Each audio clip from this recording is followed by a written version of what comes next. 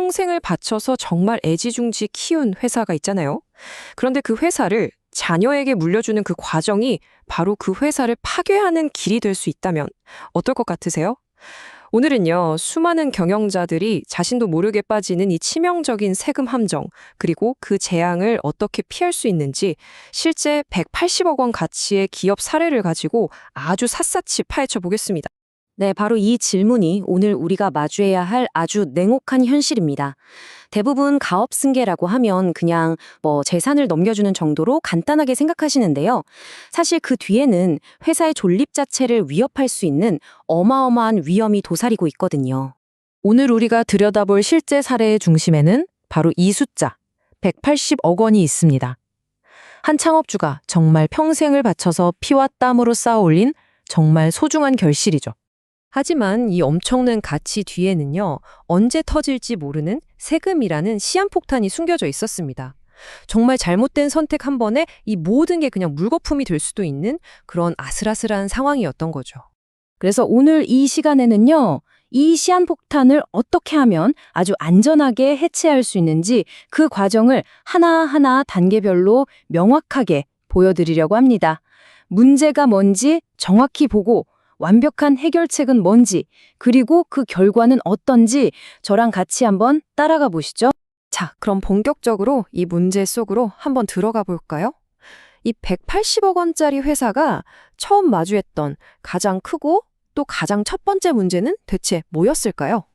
가장 흔하게 생각하는 방법이죠. 어쩌면 가장 순진한 방법일 수도 있고요.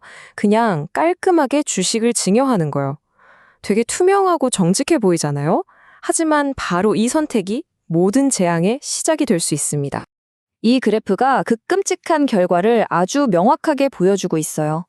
만약에 창업주가 이 방법을 썼다면요, 자녀들은 당장 수십억 원에 달하는 증여세를 그것도 현금으로 내야 했습니다.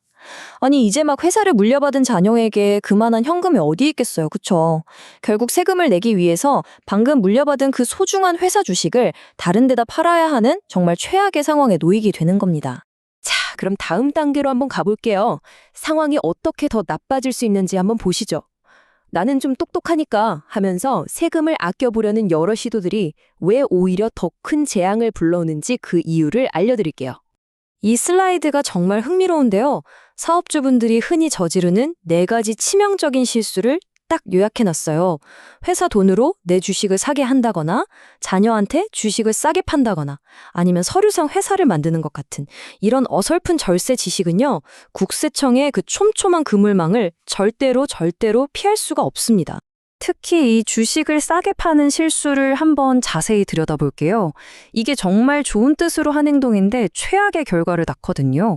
국세청은 이걸 부당행위 계산부인이라는 규정으로 딱 보고요. 부모와 자녀 모두에게 세금 폭탄을 던져버립니다. 좋은 마음으로 한 일이 처벌의 대상이 되는 정말 어처구니 없는 순간이죠. 여기서 핵심이 바로 이겁니다. 아마추어처럼 어설프게 세금 계획을 짜는 건요, 그냥 실패로 끝나는 게 아니에요. 그걸 넘어서 국세청으로부터 아주 혹독한 가산세까지 맞는 최악의 결과로 이어진다는 사실을 꼭 기억해야 합니다. 자, 문제가 얼마나 심각한지 이제 충분히 아셨을 겁니다. 그럼 이제 이 모든 판을 완전히 뒤집는 전문가들의 아주 우아한 해결책으로 넘어가 보겠습니다. 전문가들은 이 불가능해 보이는 상황을 해결하려고 이 3가지 단계를 설계했습니다. 첫째, 회사에 점자고 있는 돈을 세금 부담 거의 없이 꺼내고, 둘째, 법이 허용한 최고의 방패를 사용하고, 마지막으로 승계의 판을 완벽하게 마무리하는 거죠. 정말 기가 막힌 전략입니다. 이 전략의 핵심, 그리고 가장 기가 막힌 한 수는 바로 배우자 증여 공제를 활용하는 겁니다. 이게 단순히 6억 원 세금 아끼는 제도가 아니에요. 진짜 전문가들은 이걸 미래에 발생할 세금을 아예 원천적으로 막아버리는 아주 강력한 방패로 사용합니다. 이 표가 바로 그 전략이 얼마나 천재적인지를 보여줍니다. 보세요. 창업주가 배우자에게 6억 원어치 주식을 증여하잖아요. 그러면 그 주식의 취득가액, 그러니까 산 가격이 0원에서 6억으로 리셋이 됩니다. 그리고 나서 회사가 그 주식을 다시 6억 원에 사들이는 거예요. 결과는 어떨까요? 양도 차익이 0원이 되죠. 그래서 배우자는 6억이라는 큰 현금을 손에 쥐면서도 양도소득세는 거의 내지 않게 되는 마법 같은 일이 벌어지는 겁니다. 그리고 이제 마지막 퍼즐 조각입니다. 자녀들이 새로운 법인을 하나 만들어서 부모님의 남은 주식을 전부 사들이는 구조를 짜는 거예요. 아니, 신생법인이 그 큰 돈이 어디서 나서 주식을 사요 싶으시죠? 바로 원래 있던 모회사로부터 배당금을 받아서 해결합니다. 수입 배당금 입금 불산입이라는 좀 어려운 세법 규정을 활용한 건데요. 쉽게 말하면 자회사가 모회사로부터 받은 배당금에는 세금을 거의 물리지 않는 제도를 쓴 거죠. 이렇게 세금 부담을 최소화하면서 받은 배당금으로 주식 살 돈을 마련한 겁니다. 자, 이제 이 완벽한 계획이 가져온 정말 놀라운 결과를 모든 가족 구성원의 입장에서 하나씩 짚어보겠습니다. 이건 뭐 말 그대로 모두가 이기는 게임입니다.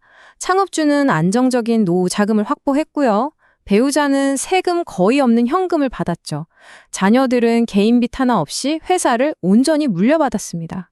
그리고 가장 중요한 건 회사의 미래 성장 가치까지 싹 다 자녀 법인으로 옮겨서 나중에 회사가 더 커졌을 때 내야 할 상속세 부담까지 완벽하게 막아냈다는 점이에요. 그럼 이제 오늘의 분석에서 가장 중요한 마지막 핵심 교훈으로 넘어가도록 하겠습니다. 바로 이겁니다. 이게 전문가의 철학이에요. 세금 문제를 해결한다는 건 단순히 어떤 기술적인 문제를 푸는 게 아니라는 거죠. 돈이 어떻게 흘러갔고 모든 법적 절차를 어떻게 지켰는지 이 모든 과정을 투명하게 엮어서 법적으로 완벽하고 논리적으로 누구도 반박할 수 없는 하나의 완벽한 스토리를 만들어내는 과정이라는 겁니다. 이 질문을 스스로에게 한번 던져보셨으면 좋겠습니다. 여러분의 계획은 그냥 세금을 피하려는 어설픈 시도인가요? 아니면 모든 것을 지켜낼 수 있는 아주 견고하고 합법적인 이야기인가요? 막연한 두려움에 떨기보다는 이렇게 체계적으로 준비하는 것만이 여러분의 소중한 기업을 다음 세대까지 안전하게 지켜낼 수 있는 유일한 길입니다.